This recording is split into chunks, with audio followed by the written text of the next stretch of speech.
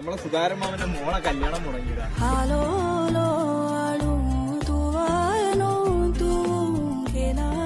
അമ്പോ ആ സ്വർണവും മുതലൊക്കെ ആരും അടിച്ചോണ്ട് പോയിരുന്നു, അങ്ങനെ കല്യാണം മുടങ്ങി. പാവട വീട്ടിലല്ലേ നടക്കുന്നവന്റെ വിഷമം മനസ്സിലാവും. സത്യോടാ പാവ.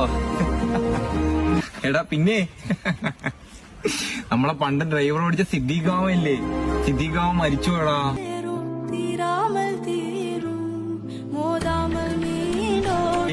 അയാള് നിനക്ക് പഴംപൊരി മുക്കി ഐസ്ക്രീം ഒക്കെ തന്നിട്ടുള്ളതല്ലേ?